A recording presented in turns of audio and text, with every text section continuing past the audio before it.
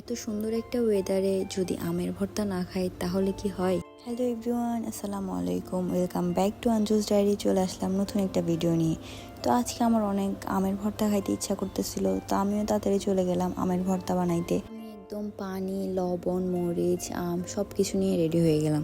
সবাই তো আমের ভর্তার মধ্যে অনেক কিছু দেয়, কাঁচা মরিচ, পোড়া মরিচ, তো আমার ওরকম খাইতে একদম ভালো লাগে না। আমি একদম নর্মালি শুধু লবণ আর মরিচ দিয়ে খাই।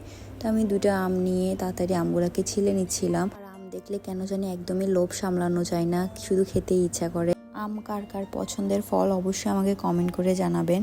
তো এখন আমি ভিডিওটা এডিট করতেছি, কিন্তু এখন আমার আবার আম খাইতে ইচ্ছা করতেছে। বেশিরভাগ সময় তো আমি ভার্সিটির ব্লগ আপলোড করি, তো আমি ভাবলাম কেন না কিছুদিন আমি নর্মাল ব্লগ আপলোড করব, যে আমি সারাদিন কি করি না করি বা কি খাই না খাই। তো আজকে আমের ভর্তাটা বানানোর সময় আমার এমনিতে নর্মালি ইচ্ছা করলো যে আমি একটা ব্লগ বানাই। আর আমগুলো অনেক বেশি ভালো ছিল, একদমই পোকা ছিল না আমের ভিতরে। অনেকগুলো আমের ভিতরে পোকা থাকে, ওগুলো দেখলে আমার একদম খেতে ইচ্ছা করে না। কিছুদিন আগে যখন আমরা বাড়িতে গেছিলাম তখন আমরা সব কাজিনে মিলে একসাথে খাইছিলাম আমের ভর্তা।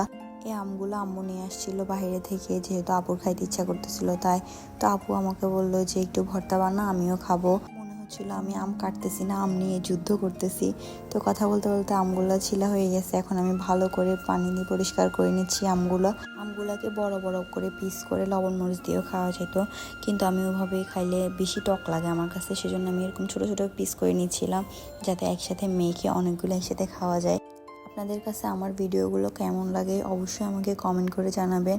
আর যদি ভালো লাগে তাহলে অবশ্যই লাইক, কমেন্ট, শেয়ার আর আমার পেজটাতে ফলো করে দিবেন। আমটা দেখে মনে হচ্ছিল আমটা পেকে গেছে, তো আমি ভাবছিলাম এই আমটা অনেকটা মিষ্টি হবে, কিন্তু এই আমটা সবচেয়ে বেশি টক ছিল। আমি আসলে এমন ভর্তা বানাইতে গেছি টেবিলের মধ্যে পানি টানি ফালাই সবকিছু ময়লা করে ফেলতেছিলাম। আসলে কথা হচ্ছে কাজ না পারলে যা হয় আর কি।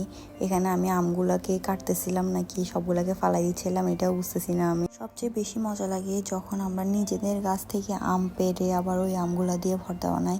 ওই জিনিসটার স্বাদই আসলে অন্যরকম, কিন্তু এখানে তো শহরে তো এরকম করা হয় না। আসলে মাঝে মধ্যে গ্রামের এইসব জিনিস অনেক বেশি মিস করি, যে আসলে গ্রামে থাকলে কতই না মজা হইতো। তো আমার তো আমগুলা কাটা প্রায় শেষ, তো আমি শুধু নর্মালি এগুলোর মধ্যে লবণ আর মরিচ দিব, আর কিছুই দিব না। অনেকে তো দুধের গুঁড়িও দেয়, এরপরে কাঁচা মরিচ দেয়, কিন্তু আসলে আমার কাছে ওরকম একদমই পছন্দ না। আমি একদম নর্মালি শুধু অল্প করে লবণ দিই আর অল্প করে মরিচের গুঁড়া দিই, এরপর একটু মেখে খেয়ে ফেলে। এটাই আমার কাছে অনেক বেশি মজা লাগে। টক ঝাল এটাই বেস্ট, মিষ্টি আমার কাছে ভালো লাগে না এই জিনিসটার মধ্যে। তো কথা বলতে বলতে তো আমের ভর্তাটা বানাই ফেললাম, এখন খাওয়ার পালা। তো আজকের ভিডিওটা আপনাদের কাছে কেমন লাগছে অবশ্যই আমাকে কমেন্ট করে জানাবেন। সবাই ভালো থাকবেন, সুস্থ থাকবেন। আল্লাহ হাফেজ, দেখা হচ্ছে নেক্সট ব্লগে।